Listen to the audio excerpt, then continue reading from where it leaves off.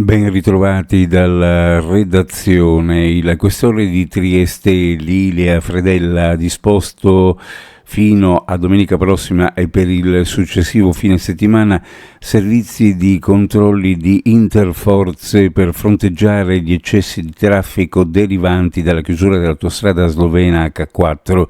In questi giorni al traffico pesante, stimato in aumento del 45% rispetto agli standard, come ha indicato il dirigente della Polizia Stradale di Trieste Gianluca Romiti nel corso di un incontro con la stampa, si associa al controesodo dalle mete turistiche della Croazia. Gli eccessi di traffico nei giorni scorsi hanno formato fino a 7 km di coda e si scaricano, oltre che a Fernetti, alla barriera dell'Isert per i mezzi pesanti, sulla strada statale 14 da Sistiana a Monfalcone per quanto riguarda il traffico leggero.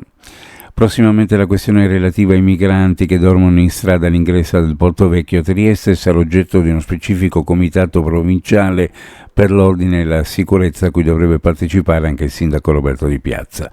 La notizia è emersa durante un punto stampa dedicato alla cronaca di stretta attualità convocato in questura nella mattinata di ieri. L'intenzione non è quella di sgomberare, hanno fatto sapere, bensì di trovare una soluzione al problema, perché sì, sotto diversi aspetti l'abbandono di oltre 100 persone in strada rappresenta una criticità non da poco. Ci è voluto il tempo per raccogliere le informazioni, seguire la burocrazia e infine la decisione. Il questore di Trieste Lilia Fredella ha fatto chiudere per 10 giorni il bar Linzai e Gianni di via Foscolo 19 dopo almeno 2 interventi della squadra volante in relazione a musica alta, schiamazzi e alcuni episodi violenti, nonché una raffica di segnalazioni dei residenti del rione impossibilitati a riposare nell'orario notturno. Ecco che la questura ha mostrato il pugno di ferro contro il degrado cittadino. Quello che si festeggia al Circolo della Vela di Muggia è un traguardo importante, 80 anni di attività ad alto livello per quello che si può definire l'unica società velico-istro-veneta in Italia. Qui l'impegno è profuso a livello giovanile, ma non si può dimenticare che questo è anche un circolo di grandi campioni, uno su tutti Vasco Vascotto, uno degli uomini importanti della Coppa America e recentemente terzo posto alla Admiral Cup.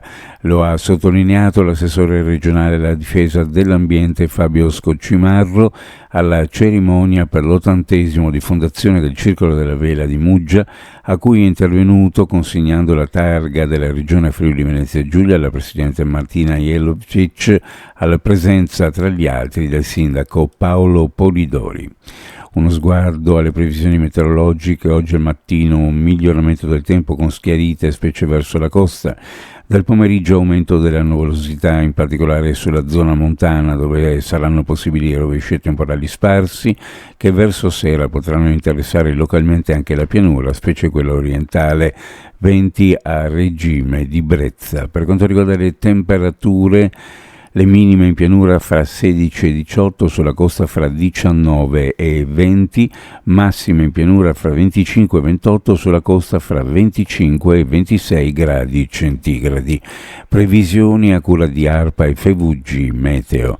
Ed è tutto per il momento con l'informazione, grazie per averci seguito, a più tardi.